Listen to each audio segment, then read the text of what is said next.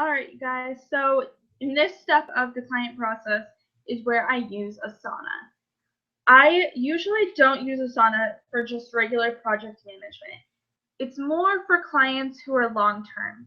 For example, one of my clients, I am working as a virtual assistant, but I'm doing work for her and work for her clients. So I have multiple people that I'm kind of working for within her one company.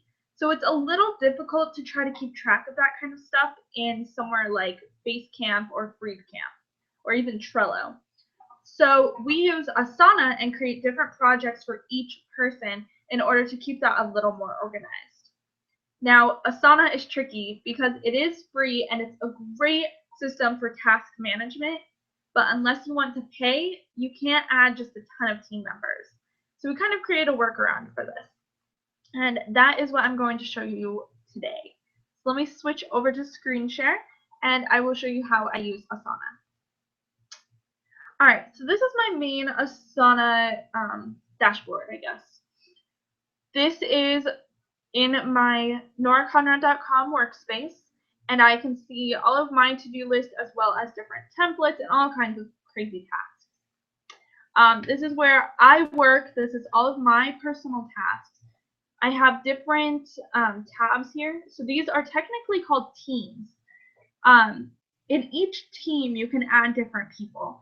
So in my general team, I have my sister in here, and we keep track of to-do list on blog posts, courses, things like that in this project. Normally we have more than this, but this has been a slow couple of months, so that's what's going on. Then I have general projects. These are things like I'm creating some bundles right now, so I have those in here. They're shorter term projects that I'm working on privately.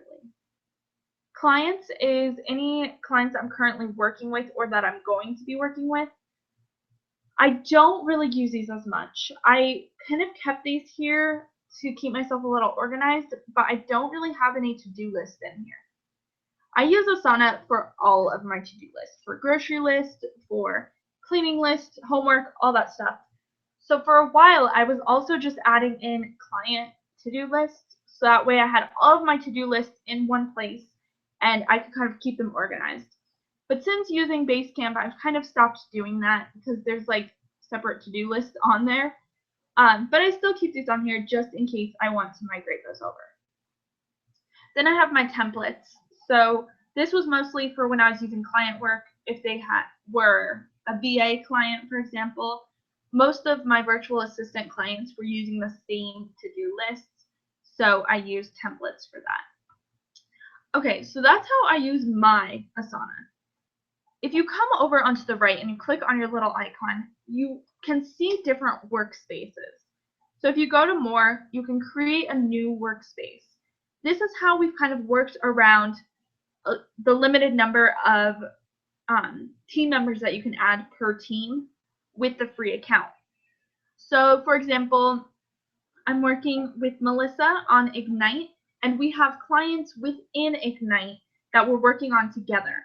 So we use Ignite as a workspace instead of using it as like a project or a team. And then we add different projects or different teams to each item. So basically we could create a team within here for one of our clients. I do the same thing with Latricia. Latricia I'm working on long term, so we thought that this would work better than Basecamp because we can keep adding tasks and continuously add files and work on the calendar, and it's a little better for long-term things than Basecamp. So that's how we're using that. And then our craft is the lady I was telling you about. I work with her as well as her clients. So we are just getting this set up.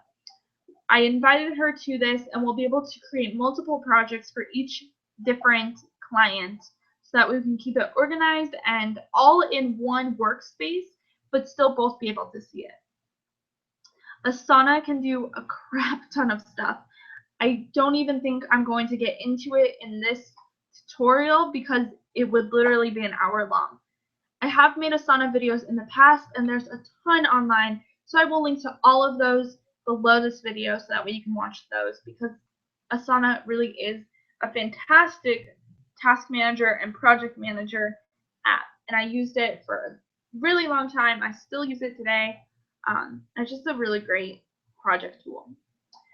So I will link to all those below if you're more interested in Asana, but other than that, that is all I'm going to show you for the client process for the tools that I use.